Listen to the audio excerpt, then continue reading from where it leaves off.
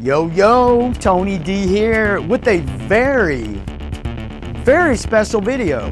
I'm gonna go over some stuff. I have a new comic book day update. I only have 3 books, but I went to Speeding Bullets, saw my boy Matt Price, man. He was gracious enough to provide an interview. Matt's such a cool dude. We talked about numerous topics. The conversation was very organic, and we just were hitting on things like organically and a lot of cool topics. That's coming. He let me bag and board some books. The spirit moved me, man. I just felt like doing it. You know, dude, a comic book store owner is so freaking busy, man. The beauty of bagging and boarding with a friend is you stop and you talk about things, and you talk about books, you talk about the industry. We talked about numerous topics. Pricing. You're pricing too low. You're pricing too high. He even said, like, someone's probably complaining about how we're perfect in pricing. But that was a huge topic. We talked about, like, we had a bunch of Pokemon and Dragon Ball Z comics right there. And I was like, dude, you never know. These might be worth a pretty penny, dude. Like, I have no stinking clue because I'm not into it. So there's things...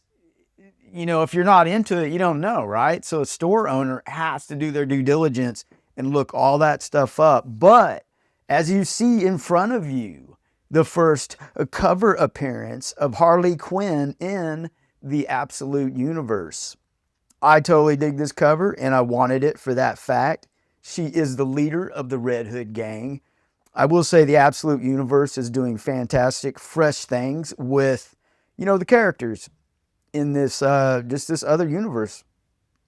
And the first cover appearance seemed like a cool thing to have, so your boy grabbed it. Yeah, man, this is gonna get heated up. I think 15 is when the Joker makes his appearance.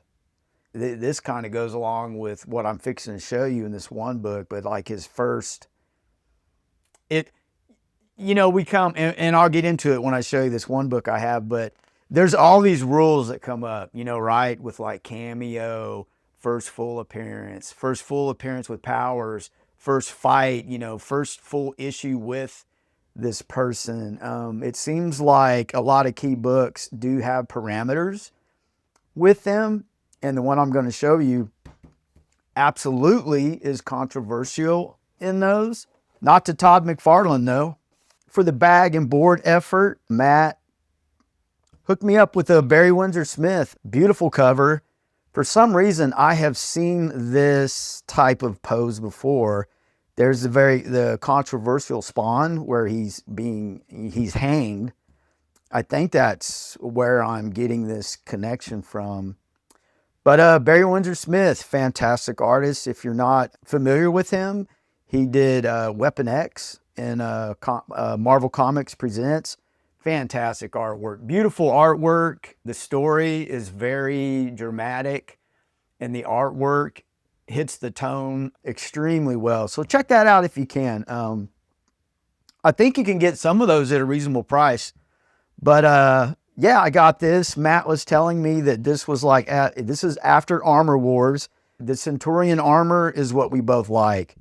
It's kind of an 80s thing, but it really is the most distinctive armor because it's silver and red, right? Most of the others, it's the classic gold and red, but the Centurion made a little change.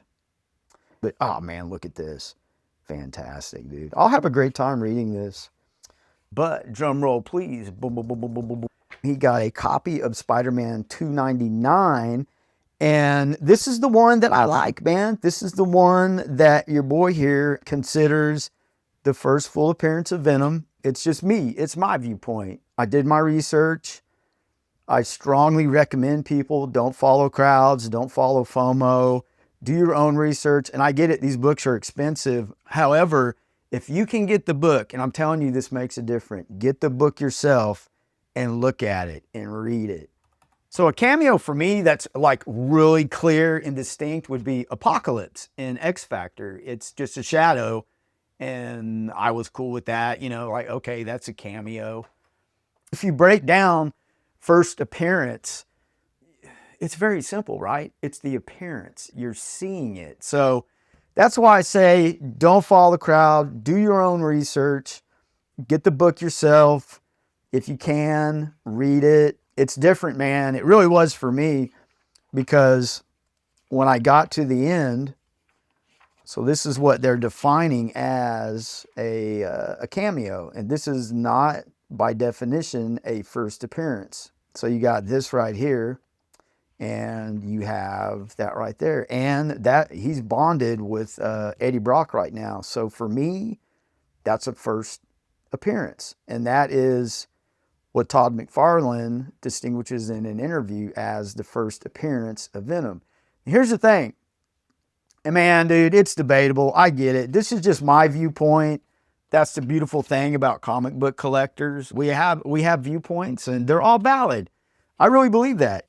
I'll never like crap on somebody that has a different opinion or value. See, here's the thing. Like, if a lot of those definitions, there's always some kind of parameter added to the definition. So I'm strictly using first appearance. Like, that's how McFarlane was talking about it. Like, he goes, look, it clearly is an appearance. You see the character. But I mean, man, it is very clear. And he mentioned that they were going to use this as the cover of a comic book.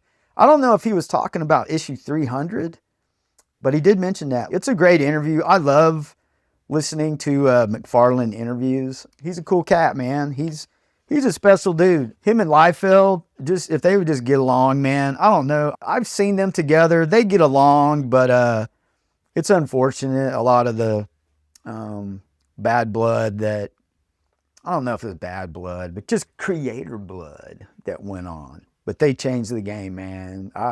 Much respect, dude. Huge fan of both. That whole group of guys that created Image. A lot of beautiful things came out of Image, man. I'm a huge Image mark. Always will be. And it's a great time. So I would consider this a cameo. Just like that. Boom, boom. It's still stinking cool, is it not? And look at what we get to look at. The reflection of Venom in her eye. That is so stinking cool. And then the hi, honey, like the words are all drippy. You can see the dread in the drip of the words. See, man, forget about all these rules and arguments, man. Get the deets. You guys deserve it. And then you get this. I'm home.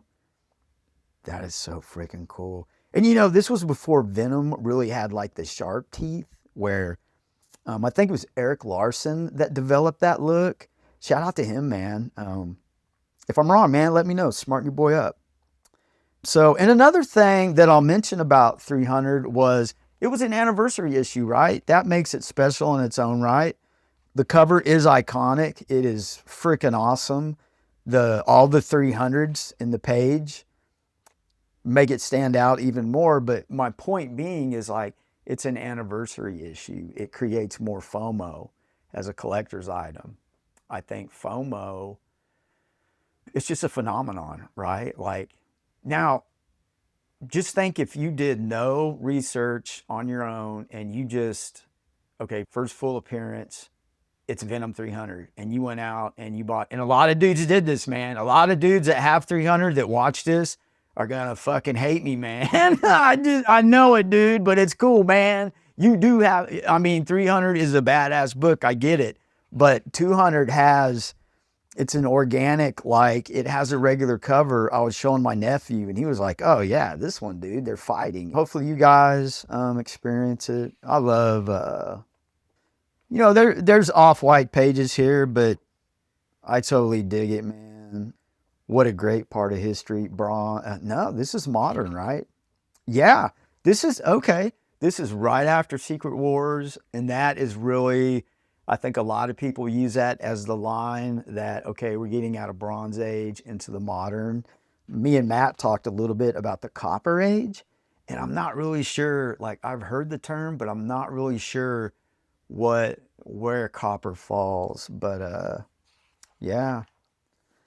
I'll show you one more time, man, and we'll head this out. Mary Jane, what were you doing sitting in the dark? She thinks it's Peter. Never mind. I've got a few nits to pick with. Peter, your breathing sounds funny. Are you all hi, honey? I'm gonna say it like Venom.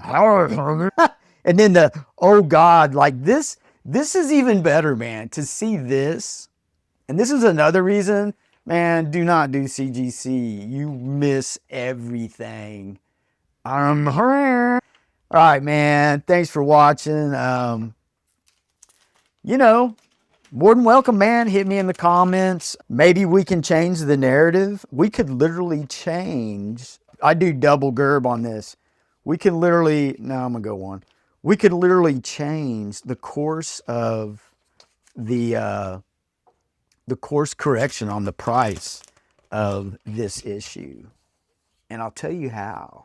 If we turn with enough generating conversation, making cases. Because here's what I'm getting at. I believe bronze will have its day, right? Bronze will turn into the next silver.